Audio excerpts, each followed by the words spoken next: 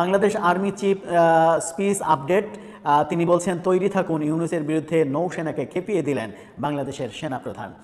এমন হেডিং করেছে তারা, হেডিংটা আপনারা দেখে নিতে পারেন। সেই হেডিং করে তারা যেটা বলার চেষ্টা করছে সেটা হচ্ছে যে প্রতি মুহূর্তে বাংলাদেশের সার্বভৌমত্ব রক্ষা, অপরাধ দমনের মতো বিষয়গুলির ক্ষেত্রে বাংলাদেশের নৌসেনা অত্যন্ত গুরুত্বপূর্ণ ভূমিকা পালন করছে বলেও ভূয়সী প্রশংসা করেছেন জেনারেল ওয়াকার। আসলে রবিবার চট্টগ্রামে বাংলাদেশি নৌসেনার গ্রীষ্মকালীন রাষ্ট্রপতির কুচকাওয়াজ অনুষ্ঠানে যোগ দেন জেনারেল ওয়াকার। সেখানেই সেই মন্তব্য করেন তিনি। তার মন্তব্যের একাংশ ব্যবহার করে অনেকে প্রশ্ন তুলতে থাকেন, বাংলাদেশের অন্তর্বর্তীকালীন সরকারের প্রধান উপদেষ্টা মোহাম্মদ ইউনূসের বিরুদ্ধে কি নৌসেনাকে খেপিয়ে তুললেন সেনাপ্রধান জেনারেল ওয়াকার? তাকে সরানোর ছক করছেন তিনি। দীর্ঘদিন ধরে জল্পনা চলছে যে ইউনূসকে সরিয়ে বাংলাদেশের সামরিক অভ্যুত্থানের ছক চলছে। সেটার নেপথ্যে আছেন স্বয়ং বাংলাদেশের সেনাপ্রধান জেনারেল ওয়াকার, যে দাবি বারবার খারিজ করে দিয়েছে বাংলাদেশের অন্তর্বর্তীকালীন সরকার এবং সেনাবাহিনীর সদর দপ্তর থেকেও। আর আজও বাংলাদেশ সেনাবাহিনী যেটা বলেছেন, বাংলাদেশ সেনাপ্রধান যেটা বলেছেন, সেটার সঙ্গে সামরিক অভ্যুত্থানের কোনো যোগ নেই বলে সংশ্লিষ্ট মহলের তরফে দাবি করা হয়েছে, এমনটা তারা লাস্টে আবার বলছে। এমনিতে বাংলাদেশের নির্বাচন নিয়ে হইচই চলছে। সব কিছু ঠিক থাকলে আগামী ফেব্রুয়ারিতে নির্বাচন হতে পারে। 2024 সালের আগস্টে শেখ হাসিনা সরকারের পতনের পর থেকে বাংলাদেশে কোনো নির্বাচিত সরকার নেই, দেশ চালাচ্ছে ইউনূস সরকার। তাদের বিরুদ্ধে বারবার অভিযোগ উঠছে যে নির্বাচন করতেই তারা চাইছে না, পিছনের দরজা দিয়ে যতদিন সম্ভব ততদিন ক্ষমতা ধরে রাখতে চাইছে, এমনটা হিন্দুস্তান টাইমস বলার চেষ্টা করছে।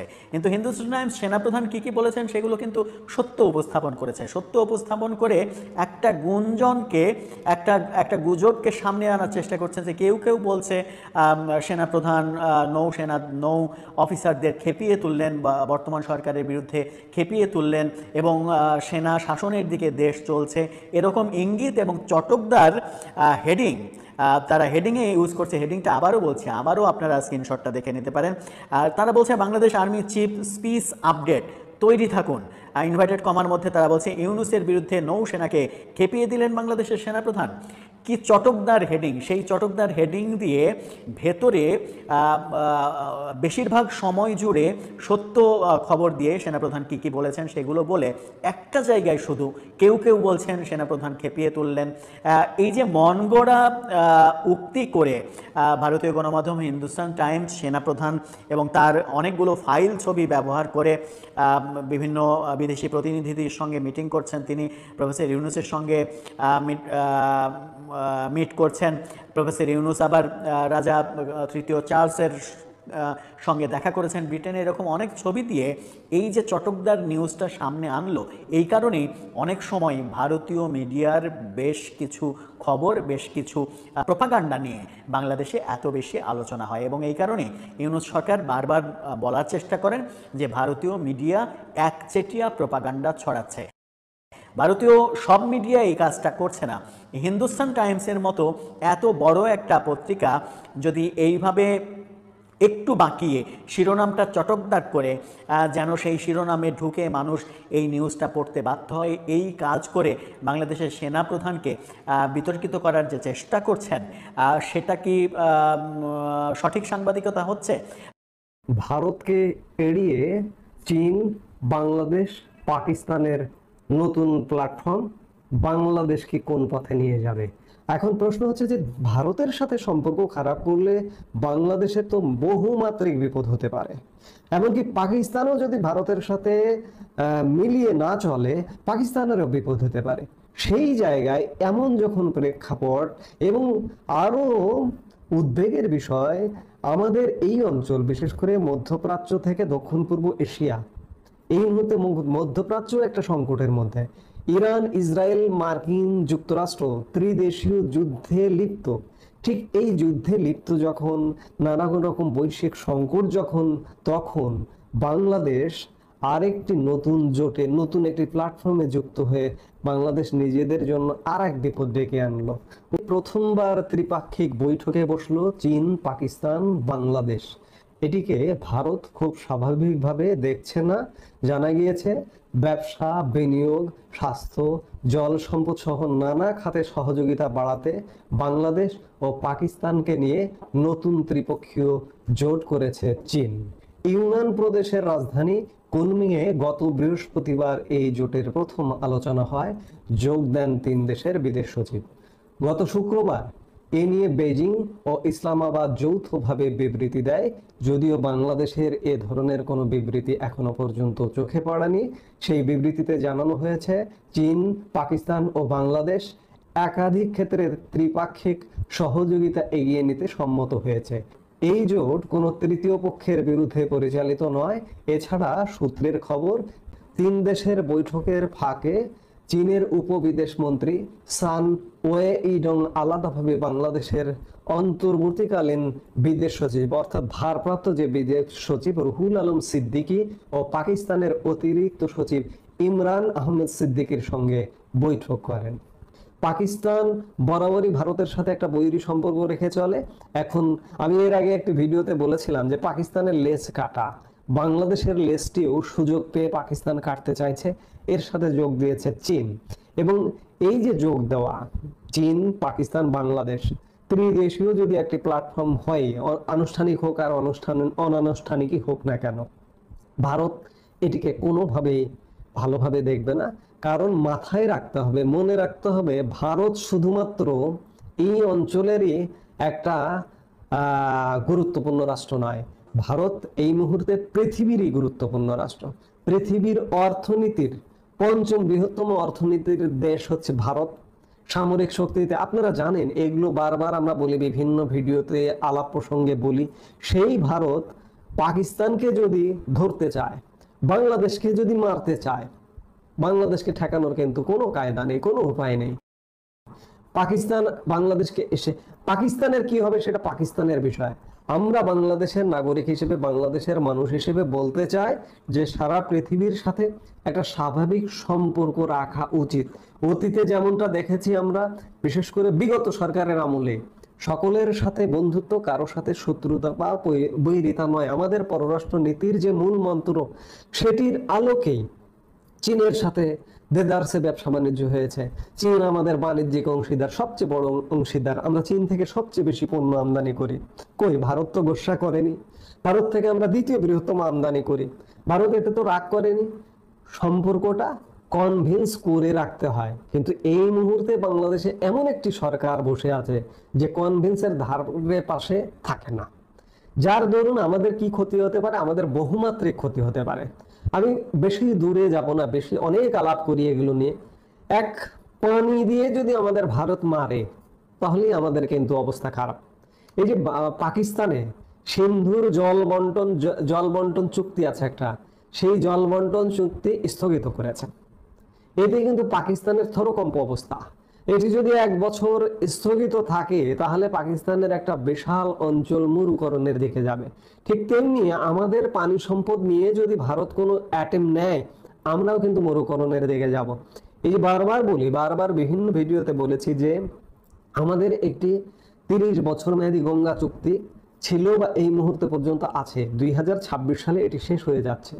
96 সালে আওয়ামী লীগ সরকার ভারতের সাথে চুক্তি করেছিল। এই চুক্তির সময় এসে গেছে। এই চুক্তি নিয়ে কিন্তু 2 দেশের মধ্যে কদিন আগে শোনা গিয়েছিল যে আলাপ আলোচনা হচ্ছে, কিন্তু সেই আলাপ আলোচনা বন্ধ।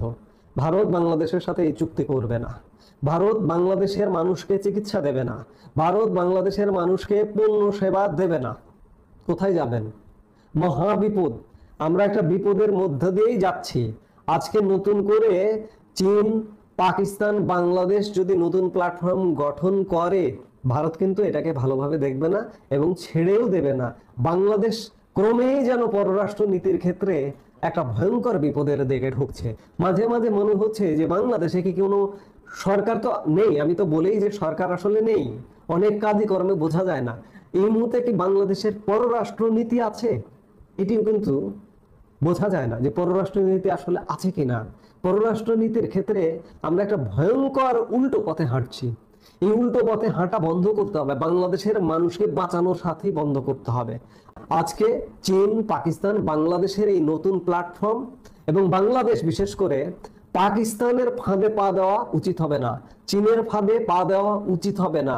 ভারতকে আমাদের আস্থায় নিয়ে যদি কিছু করতে হয়, ওদের সাথে সম্পর্ক রাখতেও হয় চীন পাকিস্তানের সাথে, সেটি ভারতকে আস্থায় নিয়ে এগোতে হবে, নইলে বাংলাদেশের জন্য ভয়ঙ্কর বিপদ অপেক্ষা করছে।